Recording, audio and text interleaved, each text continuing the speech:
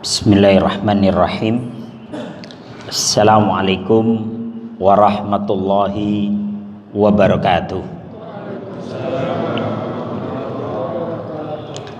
Innal hamdalillah nahmaduhu wa nasta'inuhu wa nastaghfiruh wa na'udzu billahi min syururi anfusina wa min sayyiati a'malina. May yahdihillahu fala mudhillalah wa may yudlilhu fala hadiyalah. Asyhadu an la ilaha illallah wahdahu la syarikalah wa asyhadu anna Muhammadan abduhu wa rasuluhu la nabiyya ba'da. Allahumma salli wa sallim ala nabiyyina Muhammad wa ala alihi washabihi ajmain, amma ba'du.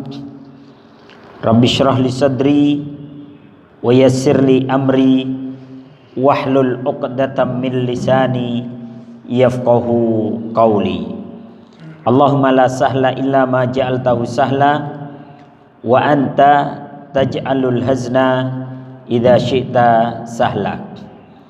Bapak-bapak dan ibu-ibu yang dirahmati oleh Allah Subhanahu wa taala, alhamdulillah pada pagi hari ini kita mengawali kehidupan kita dengan beribadah, bermunajat kepada Allah Subhanahu wa taala, ditandai dengan makan sahur, kemudian sholat subuh secara berjamaah. Alhamdulillah saya lihat pagi ini jamaahnya meludak, Pak, sampai ke tangga-tangga ya. Subhanallah ya, ntar habis lebaran begini lagi insyaallah ya. Mudah-mudahan ya. Alhamdulillah ibu-ibu sudah mulai ngaji ya. Alhamdulillah. Setahun nggak ketemu Pak ya. Setahun ya, kalau sama ibu-ibu setahun. Baik, tema kita kali ini adalah ihfadillaha yahfaduka ya. Ihfadillaha yahfaduka. Jagalah Allah, maka Allah akan menjagamu. Jadi yang dimaksud jagalah Allah adalah menjaga segala perintah dan larangan Allah. Perintahnya kita jaga, kita laksanakan. Larangannya kita jaga, kita jauhi. Itu namanya menjaga Allah Subhanahu wa taala. An Abdullah ibn Abbas qala kuntu khalfan Nabi sallallahu alaihi wasallam faqala ya gulam.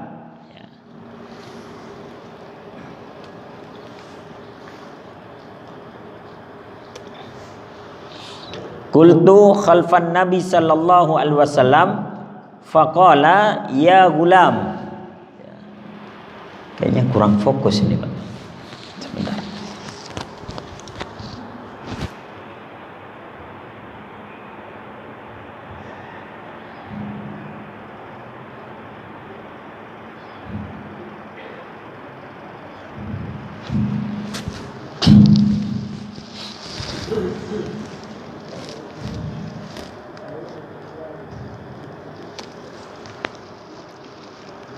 Dari Abdullah bin Abbas, dia berkata, qultu khalfan Nabi sallallahu alaihi wasallam faqala ya gulam, wahai anak kecil, inni uallimuka kalimat ya, sesungguhnya aku mengajarkan kepadamu beberapa kalimat. Inni uallimuka kalimat ihfadillaha yahfaduka. Jagalah Allah, maka Allah menjagamu. Ihfadillaha tajidhu tujahak. Jagalah Allah, maka Allah akan memperhatikan dirimu. Idza sa'alta fas'alillah. Jika engkau meminta, maka mintalah hanya kepada Allah. Wa idza sta'anta fasta'in billah. Dan jika engkau memohon pertolongan, mohonlah pertolongan hanya kepada Allah. Wa'lam annal ummata law ijtama'at ala an yanfa'uka bi syai'in lam yanfa'uka bisyai'in illa qad kataballah. Ketahuilah jika satu umat mereka berkumpul bersatu untuk memberikan pertolongan kepadamu, mereka tidak bisa menolongmu kecuali sesuai dengan apa yang telah Allah tetapkan untukmu. Jadi kalau orang berkumpul mau nolong kita, mereka nggak bisa nolong kecuali sesuai dengan apa yang telah Allah tetapkan. Wa in ijtama'u ala an yadurruka bi syai'in lam yadurruka illa bi syai'in qad katabahu Allahu 'alaik. Kalau mereka bersatu untuk membahayakan dirimu dengan sesuatu, maka mereka tidak bisa membahayakan dirimu kecuali sesuai dengan apa yang telah Allah tetapkan kepadamu. Rufi'atil aqlam, ya. Rufi'atil aqlam. Pena penulis takdir sudah diangkat, ya. Wajaffatis suhuf, dan lembarannya telah kering. Artinya apa? Semua takdir dan ketetapan manusia sudah ditetapkan oleh Allah. Bahkan dalam riwayat disebutkan, sebelum Allah menciptakan langit dan bumi, 50.000 tahun sebelumnya Allah sudah menetapkan takdir semua yang akan terjadi, baik itu di langit maupun di bumi. Jadi semua yang terjadi pada diri kita itu tidak lepas dari bagian takdir Allah, ya. Artinya apa? Setiap kita pasti diuji oleh Allah Subhanahu wa taala. Nah ini, jadi pena telah diangkat, maksudnya pena penulis takdir sudah diangkat. Wajaffatis suhuf, dan lembaran-lembarannya telah kering. Artinya apa? Semua sudah ditetapkan. Tapi memang takdir sudah ditetapkan, tapi kita diperintahkan untuk berusaha merubah takdir. Makanya ada beberapa doa yang diajarkan oleh Nabi. Allahumma inni a'udzubika min juhdil bala. Ya Allah, aku berlindung kepadamu dari musibah yang luar biasa. Wa min darkis saqa, dan aku berlindung kepadamu dari gelapnya kesengsaraan. Ya. Wa min su'il qada, dan aku berlindung kepadamu dari su'il qada, takdir-takdir yang buruk. Setiap kita ini ada takdir baik, takdir buruknya. Jangan dikira walaupun kita soleh, kemudian kita tidak punya takdir buruk. Bisa jadi sahabat yang mulia saja seperti Umar bin Khattab, takdirnya apa? Wafatnya harus apa? Harus ditikam, terburai perutnya, ya. Sahabat Utsman bin Affan kurang mulia gimana? Masuk surga, ya, dijamin surga. Tapi takdirnya meninggalnya harus terbunuh. Walaupun terbunuh tapi tetap masuk surga. Jadi yang dikira orang yang terbunuh itu kemudian neraka, belum tentu. Justru dia mati syahid. Kemudian sahabat Ali bin Abi Thalib lagi sholat subuh ditikam, ya, di bagian kepalanya, ya. Tapi mati syahid. Artinya apa? Setiap kita punya takdir buruk. Maka doanya yang diajarkan oleh Nabi, Allahumma inni a'udzubika min juhdil bala. Ya Allah, aku berlindung kepadamu dari musibah yang luar biasa. Wa min darkis saqa, dari kesengsaraan yang, dari gelapnya kesengsaraan. Wa min su'il qada, dan dari buruknya takdir. Wa min syamatatil a'da, dan dari rasa senangnya musuh melihat penderitaan kami. Yang paling gak enak itu kita sudah jatuh ketiban tangga, musuh senang lagi. Itu paling gak enak, ya. Maka Allah ajarkan itu. Maka ihfadillaha yahfaduka, jagalah Allah, maka Allah akan menjagamu. Fallahu khairun hafizan wa huwa arhamur rahimin. Maka Allah lah adalah sebaik-baik penjaga, dan Dia adalah Maha penyayang di antara para penyayang. Jadi kalau kita mohon perlindungan, mohonlah hanya kepada Allah. Mintalah hanya kepada Allah. Maka disebut Allahus Samad. Allah tempat kita bergantung dan tempat kita meminta. Ya. Dan Allah adalah sebaik-baik penjaga. Wallahu khairun hafidhan wa huwa arhamur rahimin. Allah lah sebaik-baik penjaga. Intinya dalam negosiasi ini Abdul Muthalib tetap kekeh, ya, walaupun tahu yang dihadapi itu siapa. Tapi Abdul Muthalib dia punya izzah, punya kehormatan gitu. Maka kemudian Abdul Muthalib menyuruh seluruh penduduk Mekah untuk mengungsi. Padahal penduduk Mekah mengatakan kami akan jaga Ka'bah. Kata Abdul Muthalib, Ka'bah itu rumah Allah. Allah yang akan menjaganya. Kalian mengungsi aja dulu lah. Maka yang hanya bertahan di situ cuman Abdul Muthalib. Ya, sendirian, yang lain suruh mengungsi. Dan Abdul Muthalib kemudian mengatakan, "Ya Allah, Ka'bah ini adalah rumahmu dan engkaulah yang akan menjaganya." Ya, karena keyakinan Abdul Muthalib, ihfadillah yahfaduka, jagalah Allah maka Allah akan menjagamu. Ya. Maka dia yakin ternyata Allah kirimkan pasukan.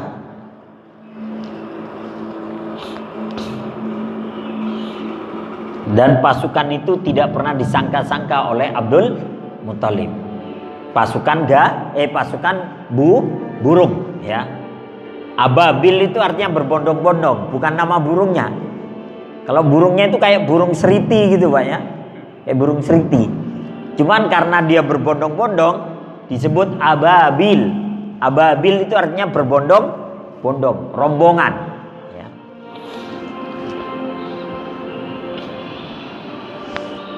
Terjatuh dan diinjak oleh salah satu gajahnya sehingga tulang belakangnya patah, ya, tulang belakangnya patah dan dia matinya nanti terkena kerikil-kerikil panas tadi karena dia nggak bisa melarikan diri.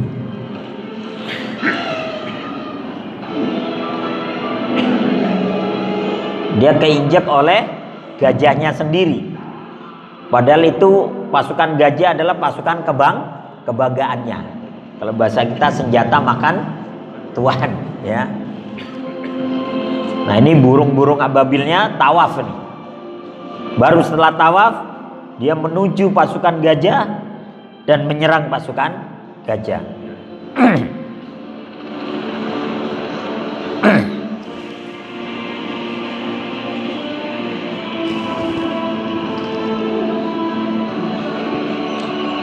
Nah, sebelum dia melepaskan kerikil-kerikilnya, pasukan burung ini, burung ababil ini membuat pasukan gajah itu panik terlebih dahulu, Pak. Dibikin panik terlebih dahulu. Dia bikin formasi-formasi yang membuat pasukan itu panik, ya.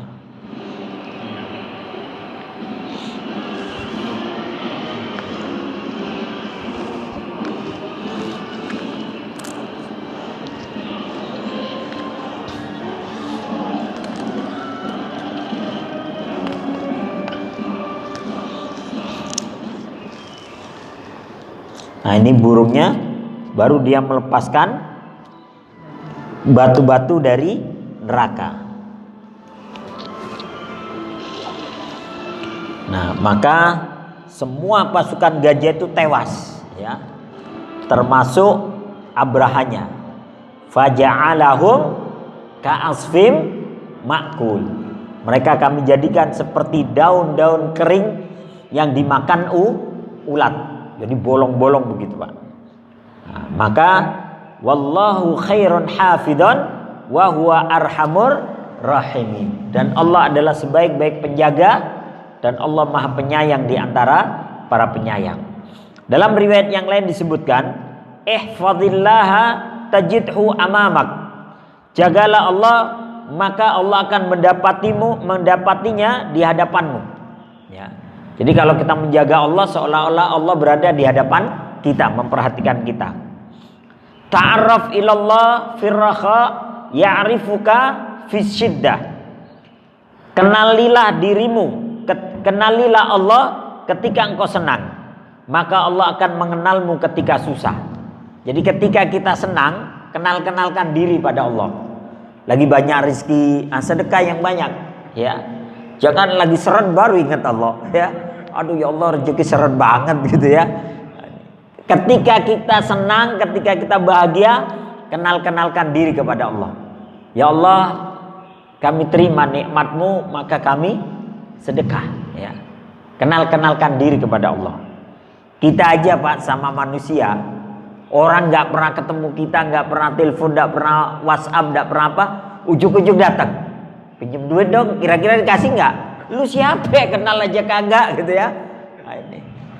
Tapi kalau kita udah kenal, akrab, tahu orangnya, nggak minjem kita tawarin. Lu butuh nggak gitu ya? Nggak minjem ditawarin. Nah, ini. Maka kenalilah dirimu kepada Allah di saat engkau senang, maka Allah akan mengenalimu di kala engkau susah. Wa'lam annama akhta'aka lam yakun liyusibuk. Ketahuilah bahwa apa yang harus meleset darimu, maka dia tidak akan sampai kepadamu. Jadi apa yang harus meleset dari kita, maka tidak akan sampai kepada kita. Wa ma asabaka lam yakun liyukhti'uk. Dan apa yang harus menimpa dirimu tidak akan meleset darimu. Yang namanya nikmat Pak, kalau memang Allah akan berikan kepada kita, 1000 penghalang pun akan sampai kepada kita. Ya. Yang namanya musibah juga, kalau memang kita harus kena, 1000 penghalang pun tetap musibah itu akan sampai kepada kita. Karena itu bagian dari takdir. Ya. Wa'lam annan nasra ma'as sabr. Ketahuilah bahwa kemenangan itu bersama dengan kesabaran. Artinya kalau kita sabar, insya Allah menang. Wa annal faraja ma'al qarb, ya. Dan sesungguhnya kelapangan itu bersama dengan kesempitan. Artinya kalau ada kesempitan pasti ada kelapangan. Wa anna ma'al usri yusra. Dan sesungguhnya bersama kesulitan itu ada kemudahan. Ini speakernya nyala nggak? Kayaknya mati Pak ya. Ininya kali apa? Ini pakai baterai nggak?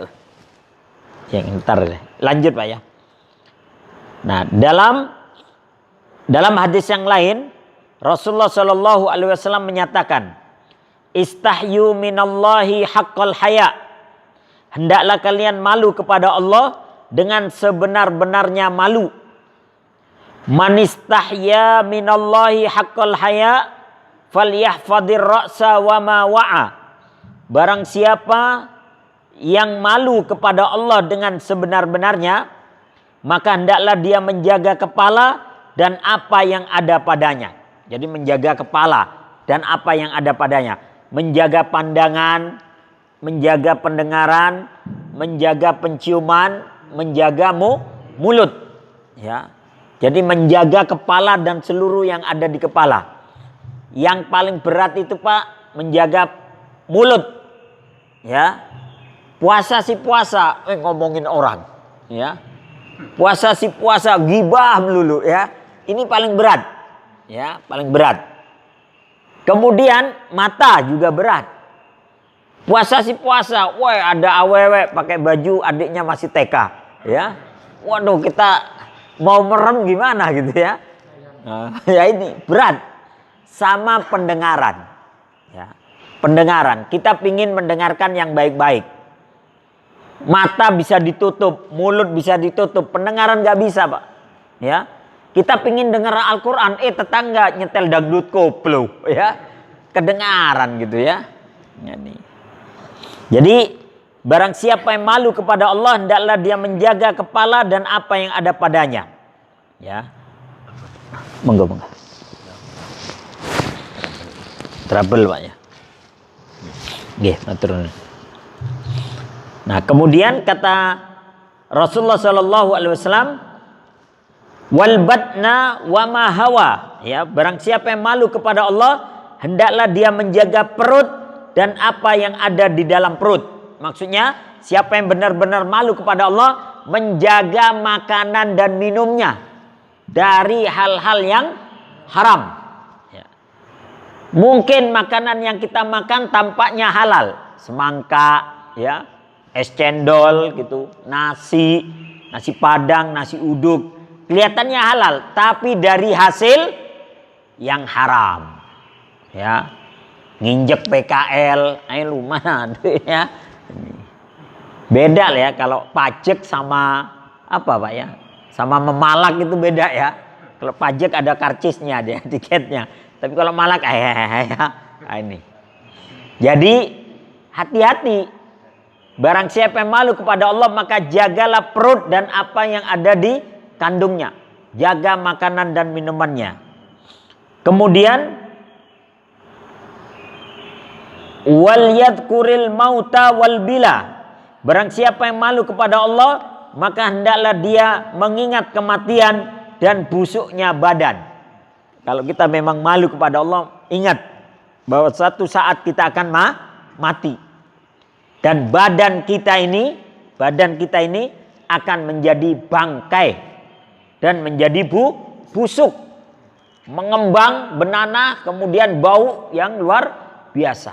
Dan menurut para ulama, ketika kita sudah ditanam, dikubur, yang akan hancur terlebih dahulu, meledak terlebih dahulu adalah perut. Perut ini tempatnya kotoran, ya.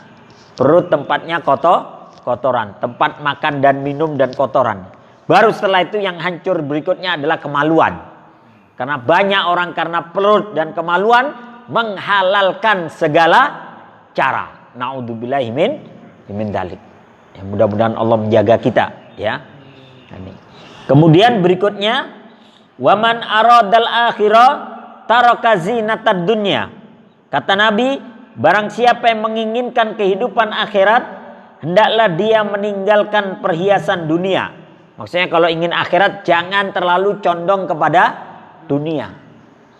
Kadang kita menghabiskan waktu, tenaga untuk ngumpulin harta.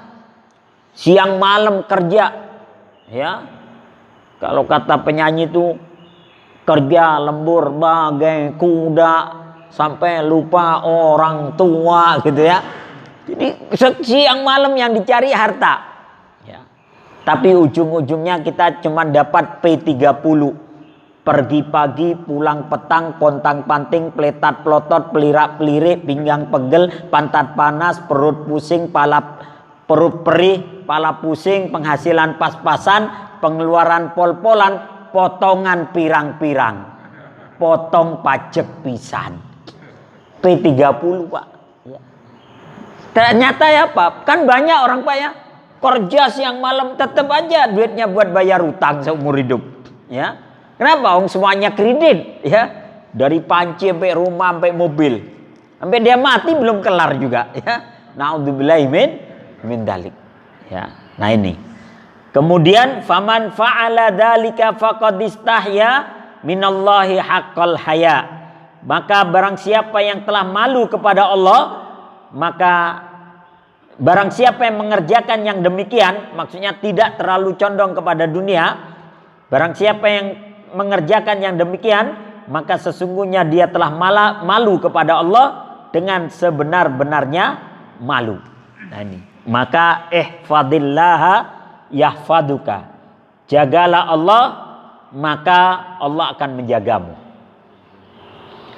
Ada kisah tentang Imam Al-Auza'i yang menghadapi seorang gubernur yang zalim. Namanya Abdullah bin Ali Al-Abbasi. Abdullah bin Ali Al-Abbasi ini gubernur yang zalim. Lawan-lawan politiknya rata-rata dibantai, dibunuh Pak. Ya. Ulama-ulama yang mengkritik dia, kalau nggak dibunuh dipenjara. Ya, ini oleh Abdullah bin Ali Al-Abbasi, karena dia merasa punya kekuasaan. Jadi kalau zaman dulu gubernur itu punya pasukan Pak. Kalau sekarang kan di negara kayak Republik ini kan gubernur nggak punya pasukan, cuman dibantu aja. Kalau dulu punya, makanya bisa mengkudeta khalifahnya, atau dia bisa membuat kekhilafan sendiri. Ya dulu. Ya. Jadi Imam Al-Auza'i, ketika Abdullah bin Ali ini membantai banyak umat Islam dan lawan politiknya, maka dia berkata, "Mayyungkir alayya." Siapa yang berani mengingkari saya? Kata Abdullah bin Ali Al-Abbasi.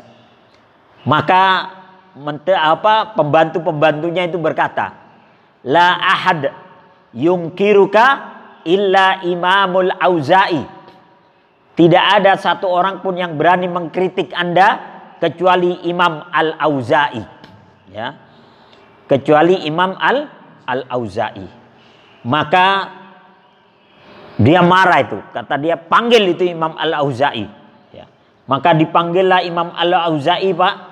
Ya. Dan Imam Al-Auza'i tahu ketika dia dipanggil oleh gubernur Abdullah bin Ali Al-Abbasi, pilihannya cuma dua. Kalau nggak dibunuh, di penjara. Ya. Kalau nggak dibunuh, di penjara.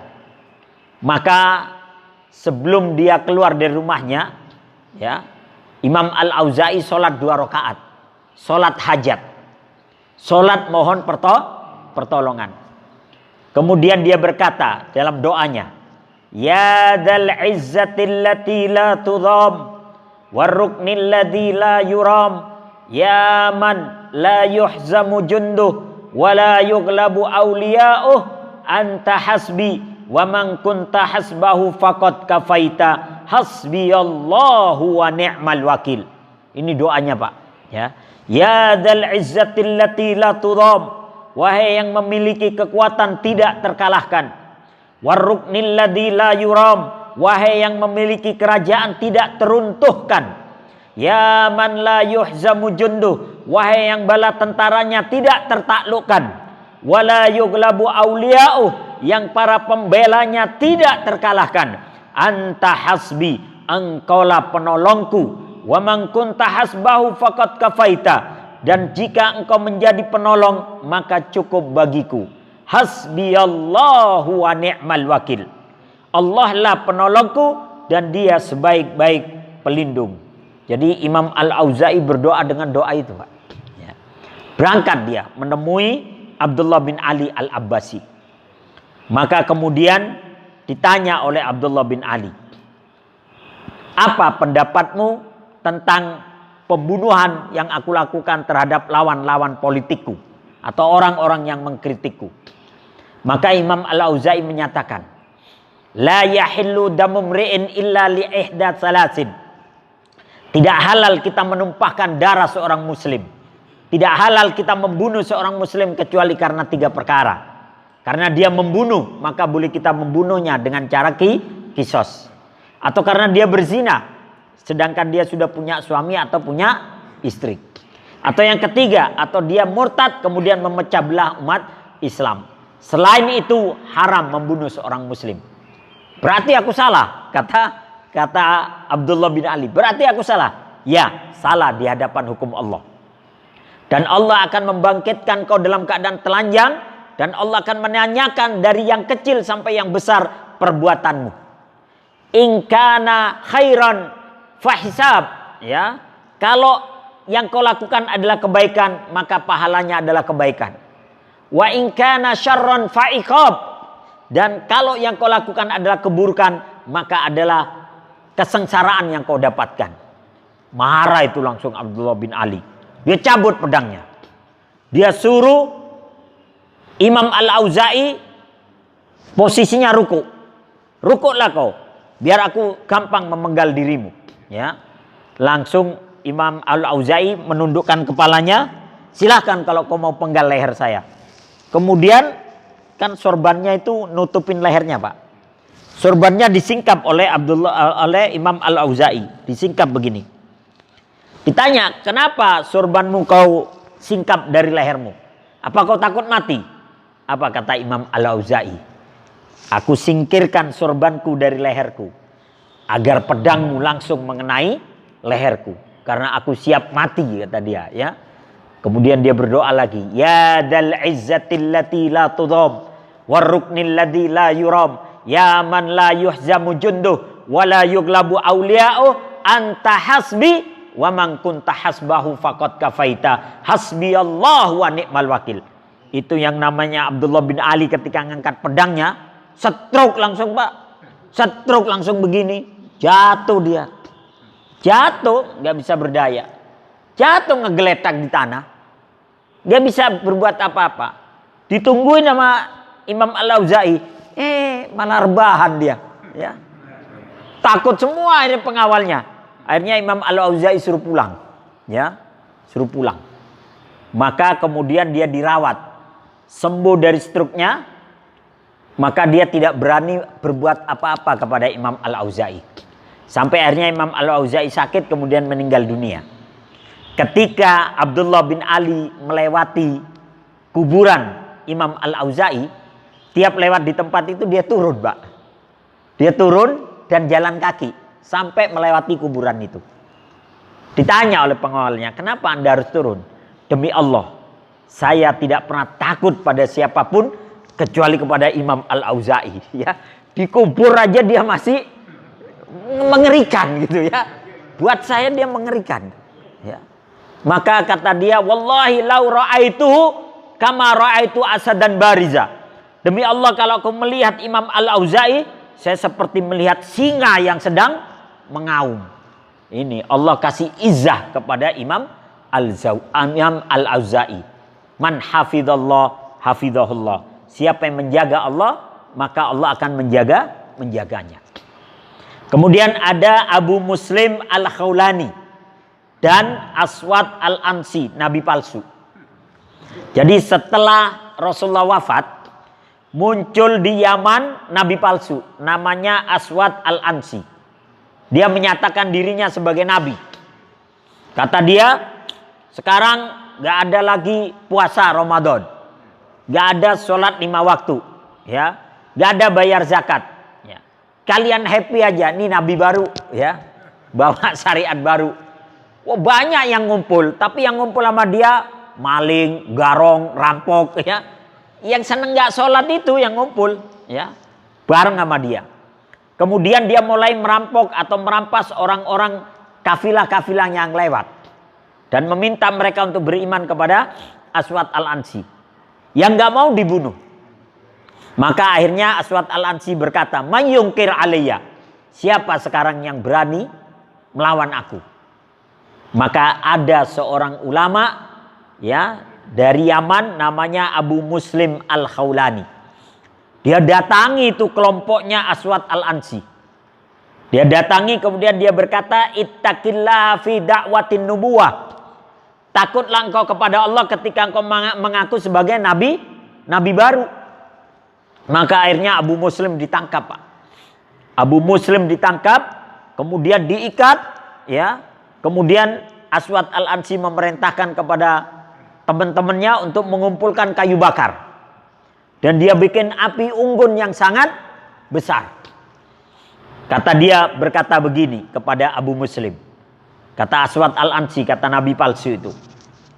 Ya Aswad Al-Ansi, in kunta alal haq fasayunjikallah. Wahai Aswad Al-Ansi, kalau engkau benar, maka Allah akan menolongmu. Kami akan lempar kau ke dalam api yang membara, ya. Wa in kunta alal batil, tapi kalau engkau batil, salah, maka kita akan lihat apa yang akan terjadi. Maka diangkat Abu Muslim itu untuk dilemparkan ke dalam api. Ya, kalau dulu Nabi Ibrahim ketika diangkat mau dilempar ke dalam api, datang itu malaikat menawarkan, "Wahai Ibrahim, kalau kau mau saya tolong." Kata Nabi Ibrahim apa? "Enggak, saya enggak mau pertolonganmu. Hasbiyallahu wa ni'mal wakil." Kata Nabi Ibrahim, "Cukuplah Allah penolongku dan dia sebaik-baik pelindung." Maka Allah katakan kepada api, "Ya nar, kuni bardan wa salaman ala Ibrahim." Wahai api, jadilah engkau dingin dan selamatkan Ibrahim. Maka Ibrahim diselamatkan, api itu menjadi dingin dan menyelamatkan. Nah, Abu Muslim ketika diangkat dia berdoa juga dengan doanya Imam Al-Auza'i. Ya dzal izzatil lati la turam warruknil ladzi la yuram, ya man la yuhzamu junduh wa la yughlabu awliya'uh, anta hasbi wa man kunta hasbahu faqad kafaita, hasbiyallahu wa ni'mal wakil. Dia hanya minta pertolongan dari Allah. Maka begitu dilempar ke dalam api yang membara, api itu memakan tali temali yang mengikat Abu Muslim Al-Khawlani. Tapi selembar kain yang ia pakai tidak terbakar sedikit pun. hanya tali temalinya aja. Dan sehelai rambut pun tidak terbakar. Kenapa? Allah katakan seperti yang dikatakan kepada Ibrahim. Ya narkuni bardan wa salaman. Wahai api, jadilah engkau dingin dan selamatkan. Maka selesai api itu habis, Abu Muslim berdiri di atas bara. Padahal kakinya nggak pakai sandal. Begitu lihat begitu takut Pak Aswad Al-Ansi. Namanya nabi palsu ya. Takut, waduh dia lebih sakti rupanya ya. Kabur dia. Kabur. Akhirnya Abu Bakar As-Siddiq mendengar peristiwa itu. Maka Abu Bakar As-Siddiq mengirimkan pasukan untuk menumpas gerombolan Aswad Al-Ansi. Dan Aswad Al-Ansi berhasil dibunuh. Dan gerombolannya pun berhasil dimusnahkan. Nah setelah peristiwa itu terjadi, datang Abu Muslim ke Madinah. Dia sholat 2 rakaat di masjid Nabi. Wah orang-orang heboh. Abu Muslim, orang sakti ya. Orang yang diselamatkan dari api. Jadi dari zaman dulu sampai sekarang, kalau ada orang ketahuan agak sakti dikit, orang pasti bergerombol Pak. Ya. Ponari aja punya batu apa itu? Ponari ya. Yang katanya punya batu dari langit, itu orang bergerombol gitu ya. Wow, omsetnya luar biasa. Ya, Abu Muslim pun sholat di Masjid Nabawi dikerubungin orang. Mereka semua ingin mendengar kisahnya. Ketika Abu Muslim sedang menceritakan keadaannya, datang Umar. Tahu sendiri Umar nih kalau hak, kalau batil. Kata Umar, ala rislikum, kasih jalan kata Umar. Orang minggir semua itu begitu Umar datang. Kasih jalan kata Umar. Langsung Umar menemui Abu Muslim. Takut orang ini terjebak pada kesirikan. Maka Umar ini langsung menanyakan, "A'anta Abu Muslim?" Apakah engkau Abu Muslim? Qala na'am. Iya, saya Abu Muslim. "A'anta Al-Khawlani?" Apa engkau bangsamu atau rasmu adalah Al-Khawlani? Qala na'am. Iya, saya Al-Khawlani. "A'anta alladhi kudzifta finnar fa anqadhakallahu minha?" Apakah engkau orang yang dilemparkan ke dalam api kemudian ditolong oleh Allah? Qala na'am. Ya benar saya orangnya. Maka dipeluk oleh Umar. Dipeluk sambil berderai air mata. Umar berkata, Alhamdulillahilladzi arani fi ummati Muhammad man fu'ila bihi kama fu'ila bi Ibrahim alaihissalam. Segala puji bagi Allah yang telah mempertemukan aku dengan orang yang telah diperlakukan seperti Ibrahim alaihissalam. Maka kata Umar, ucapkan selamat kepada beliau. Dia adalah Abu Muslim Al-Khawlani. Silakan. Ada yang cium tangan, ada yang cium jidatnya. Itu sebagai penghormatan Pak. Cium tangan, itu ya. Akhirnya Abu Muslim diberikan penghormatan. Man hafizallah, hafizahullah. Siapa yang menjaga Allah, maka Allah akan menjaganya.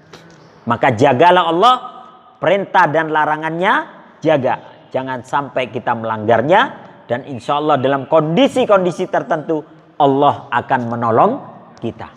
Ya, ini aja yang dapat saya sampaikan. Mari kita tutup dengan hamdalah dan doa kafaratul majlis.